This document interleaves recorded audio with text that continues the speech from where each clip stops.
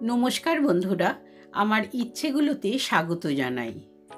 আজ আমি পড়ে শোনাব কথা সাহিত্যিক শরৎচন্দ্র চট্টোপাধ্যায়ের লেখা উপন্যাস বামুনের মেয়ে। আজ প্রথম পর্ব। পাড়া বেড়ানো শেষ করিয়া রাসমণি অপরাহ্ন বেলায় ঘরে ফিরিতেছিলেন। সঙ্গে 10-12 বৎসরের নাতনিটি আগে আগে চলিয়াছিল। অপ্রশস্ত পল্লীপথের এধারে বাঁধা একটি ছাগ শিশু ওধারে পড়িয়া ঘুমাইতেছিল। সম্মুখে দৃষ্টি পড়িবা মাত্র তিনি নাতনির উদ্দেশ্যে চিৎকার করিয়া উঠিলেন, ওলো ছুরি, দড়িটা ডিঙুসনি ডিঙুলি, সজ্ঞপানে চেয়ে পথ হাঁটছ, চোখে দেখতে পাও না যে ছাগল বাঁধা রয়েছে? নাতনি কহিল, ছাগল ঘুমোচ্ছে ঠাকুমা। ঘুমোচ্ছে আর দোষ নেই? এই শনি মঙ্গলবারে কিনা তুই দড়িটা স্বচ্ছন্দে ডিঙিয়ে গেলি? তাতে কি হয় ঠাকুমা? কি হয়? পোড়ারমুখী বামুনের ঘরের 9-10 বছরের বুড়ো ধাড়ি মেয়ে এটা শেখনি যে ছাগল দড়ি ডিঙোতে মারাতে নেই? কিছুতে নেই। আবার বলে কিনা কি হয়?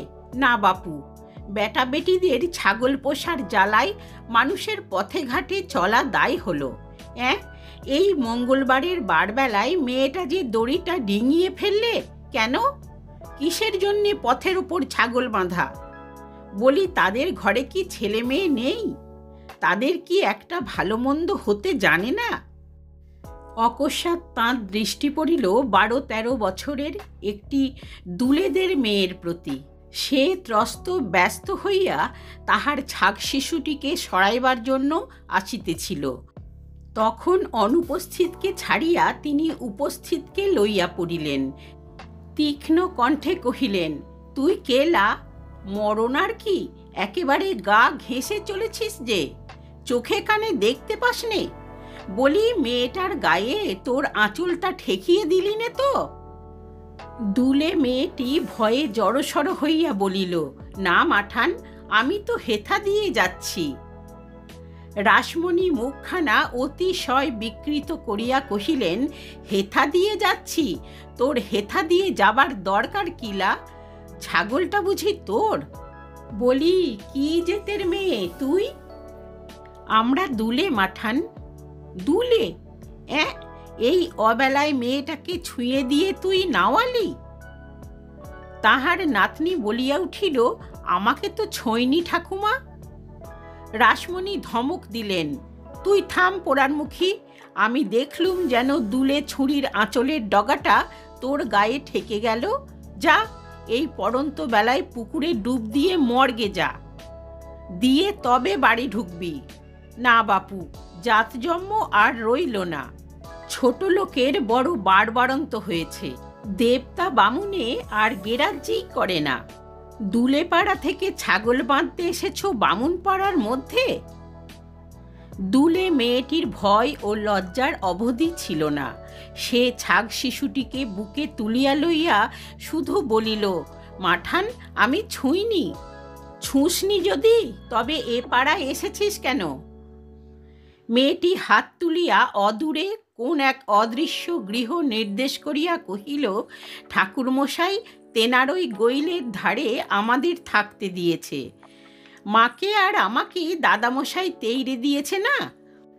যাহারাই হোক এবং যে জন্যই হোক, একজনের দুর্গতির ইতিহাসে রাসমণির ক্রুদ্ধ হৃদয় কথঞ্চিত প্রফুল্ল হইল এবং এর রুচিকর সংবাদ সবিস্তারে আহরণ করিতে তিনি কৌতূহলী হইয়া প্রশ্ন করিলেন, বটে, বলি কবে তাড়িয়ে দিলে লো? পরশু রাত্রিরে মাঠান। ও, তুই এক করে দুলের মেয়ে বুঝি? তাই বল, এক করে মরতে না মরতে বুড়ো তোদের বের করে দিলে? ছোট জাতের মুখে আগুন। তা বাপু, দিলে বলেই কি তোরা বামুন পাড়ায় এসে থাকবি? তোদের আস্পর্ধা তো কম নয়লা। কে আনলে তোর মাকে? রামতনু বাণুজ্যের জামাই বুঝি? নইলে এমন বিদ্যে আর কার? ঘর জামাইয়ের মতো থাক, তা না। শ্বশুরের বিষয় পেয়েছিস বলে পাড়ার মধ্যে হাঁড়ি ডোম দুলে কেওড়া এনে বসাবি? এই বলিয়া রাসমণি হাঁক দিয়া ডাকিলেন, বলি, সন্ধ্যা, ও সন্ধ্যা, ঘরে আছিস গা? সামান্য একটুখানি পোড়ো জমির ওধারে রামতনু বাড়ুজ্যের খিড়কি। তাহার ডাক শুনিয়া অদূরবর্তী খিড়কির দ্বার খুলিয়া একটি 19-20 বছরের সুশ্রী মেয়ে মুখ বাহির করিয়া সাড়া দিল। কে ডাকে গা? ও মা, দিদিমা যে। কেন গা? বলিতে বলিতে সে বাহির হইয়া আসিল। রাসমণি কহিলেন, তোর বাপের আক্কেলটা কিরকম শুনি বাছা? তোর দাদামশাই রামতনু বাড়ুজ্যে একটা ডাক সাইটে কুলেন, তাঁর ভিটে বাড়িতে আজ প্রজা বসল কিনা বাগদি দুলে। কি ঘেন্নার কথা মা! এই বলিয়া গালে একবার হাত দিয়াই পুনশ্চ কহিতে লাগিলেন, তোর মাকে একবার ডাক। জগ এর কি বিহিত করে করুক, নইলে চাটুজ্জে দাদাকে গিয়ে আমি নিজে জানিয়ে আসব। সে তো একটা জমিদার, একটা নামজাদা বড়লোক, সে কি বলে একবার শুনি। সন্ধ্যা অত্যন্ত আশ্চর্য হইয়া জিজ্ঞাসা করিল, কি হয়েছে দিদিমা? ডাক না একবার তোর মাকে, তাকে বলে যাচ্ছি কি হয়েছে। এই বলিয়া নাতনিকে দেখাইয়া কহিলেন, এই যে মেয়েটা মঙ্গলবারের বারবেলায় ছাগল দড়ি ডিঙিয়ে ফেললে, ওই যে দুলে ছুঁড়ি আঁচল ঘুরিয়ে বাছাকে ছুঁয়ে দিলে। সন্ধ্যা দুলে মেয়েটাকে জিজ্ঞাসা করিল, তুই ছুঁয়ে ফেলেছিস? সে বেচারা তখনও ছাগ শিশু বুকে করিয়া একধারে দাঁড়াইয়াছিল। কাঁদো কাঁদো গলায় অস্বীকার করিয়া বলিল, না দিদি ঠান। রাসমণির নাতনিটিও প্রায় সঙ্গে সঙ্গে বলিয়া উঠিল, না সন্ধ্যা দিদি, ও আমাকে ছোঁয়নি, ওই হোথা দিয়ে। কিন্তু কথাটা তাহার পিতামহীর হুঙ্কারে ওই পর্যন্তই হইয়া রহিল। ফের নেই করছিস? চল আগে বাড়ি চল, ছুঁয়েছে কিনা সেখানে গিয়ে দেখাচ্ছি। সন্ধ্যা হাসিয়া কহিল, জোর করে নাওয়ালে ও আর কি করবে দিদিমা?